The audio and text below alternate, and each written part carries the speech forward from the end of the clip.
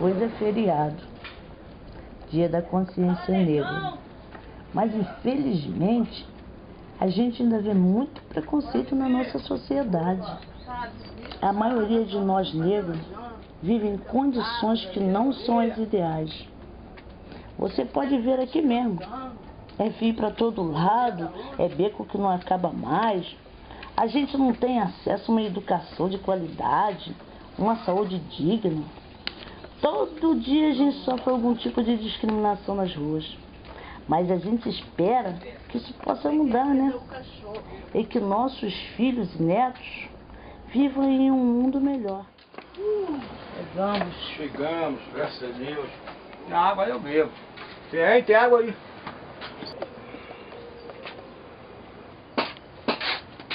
Cheguei em casa, cansado. Pô, amigo, vou te contar uma história que até aconteceu comigo, né? Uma vez eu fui no Hotel Sheraton, que lá tem um bar, né? Do hotel, lá, uma piscina. Aí eu fui lá comprar que eu trabalho, de vez em quando eu fui lá comprar um jornal, para eu poder ler um jornal, né? Eu gosto de ler o jornal de domingo, estava em casa. O que me aconteceu? Eu estava com traje de praia, mas um short. Eu fui barrado na entrada do hotel eu fui barrado, não deixaram eu entrar.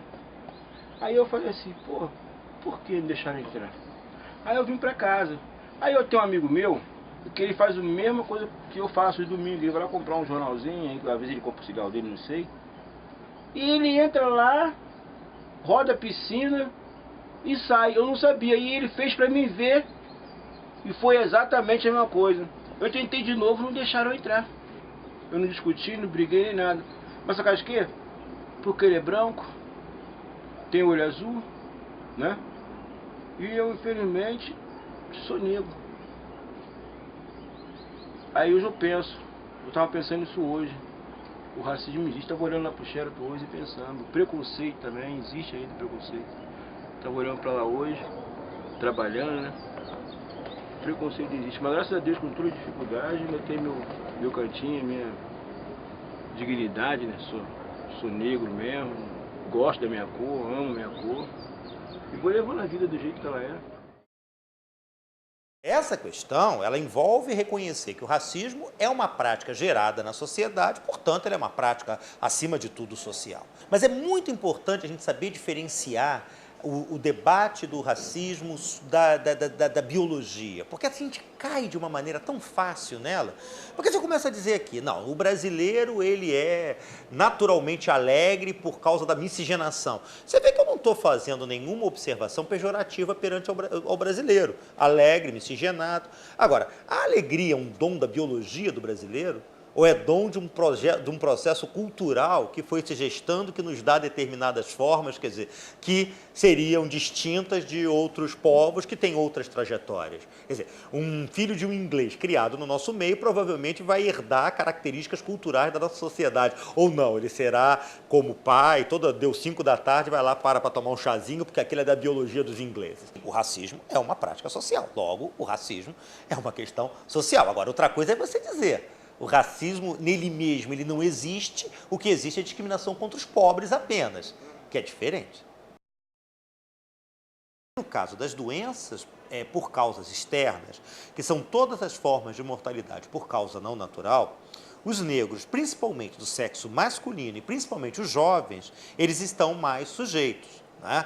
Então, na faixa etária entre os 18 e 24 anos de idade, em todo o país, mais da metade dos negros que vêm a falecer, né, nessa faixa etária, do sexo masculino, morrem assassinados, só 52%. Né?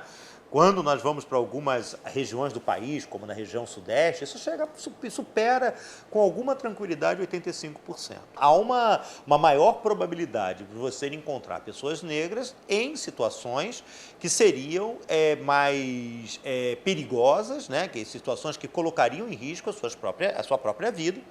E isso é derivado, de um lado, da violência da sociedade em geral, né? Estou no botequim, estou lá no meio da galera, das gangues, ou é causado também pela violência causada pelo Estado, principalmente gerada pelo aparelho policial.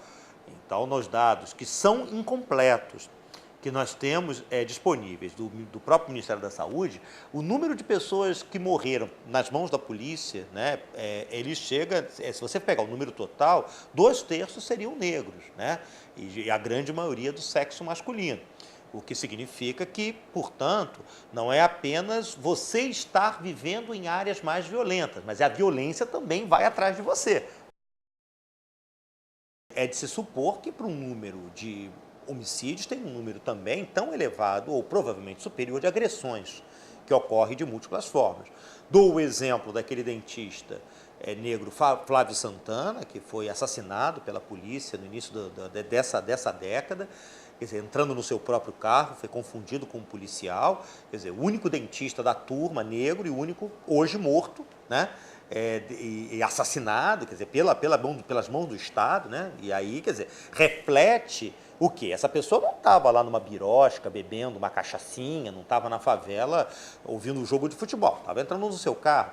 E eu me lembro agora do episódio também de um operário negro que estava num desses supermercados, numa dessas grandes redes, que também, esse ano, ele também foi vítima não chegou a ser assassinado, felizmente, mas foi vítima também de uma agressão por parte dos seguranças dessa rede, por conta que estava também entrando num carro, que era um carro que não condizia com o olhar, que não condizia com as ideologias racistas vigentes na sociedade brasileira. Se é negro, não pode ter um belo carro, assim como também não pode ter um belo emprego, assim como também não pode ter uma bela trajetória intelectual ou acadêmica. É um jogo de não podes. E todo aqueles que resolve enfrentar esse jogo de não pode, vai acabar enfrentando um maior grau ou menor grau, algum nível de constrangimento no seu processo, seja de mobilidade, seja mesmo de reconhecimento da sua profissão que está exercendo. Nós temos uma sociedade que cria barreiras e obstáculos para o processo de mobilidade social ascendente de pessoas que têm a minha cara, né? E que não cria para pessoas que têm outras formas. Isso número 1. Número 2, se as pessoas negras se encontram numa situação de maior privação, menor rendimento, morando nos bairros menos prestigiados, mais violentos, então é como se eu dissesse, não, está tudo normal. Porque esta é a situação padrão da sociedade brasileira. É como se eu dissesse, há uma associação íntima entre a linha de classe e a linha de cor, né? A elite brasileira tem uma cor e aqueles que estão nos estratos sociais mais baixos têm uma cor. Elas têm uma importância do ponto de vista da democratização do acesso aos bancos escolares, principalmente nas universidades mais prestigiadas, né?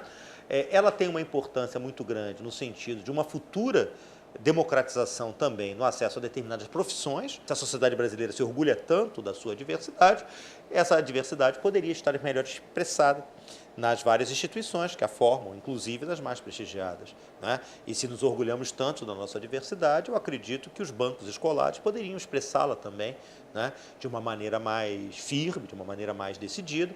E esse processo de contato entre os diferentes, né, num ato de humanismo incorrigível, vou sempre acreditar que vai ser sempre uma coisa positiva para todos que estão envolvidos nessa relação. A gente tem que produzir, de um lado, medidas que sabemos, notadamente, que contribuem para a redução da pobreza, para a igualdade social. E, por outro lado, acredito que não é contraditório, que, pelo contrário, ela produz uma sinergia às medidas específicas voltadas à promoção da cidadania da população afrodescendente. Também tem que se levar em consideração que não é apenas o poder econômico e o acesso às oportunidades que tem que ser distribuídas. Tem que ser distribuído também o acesso ao poder político, né?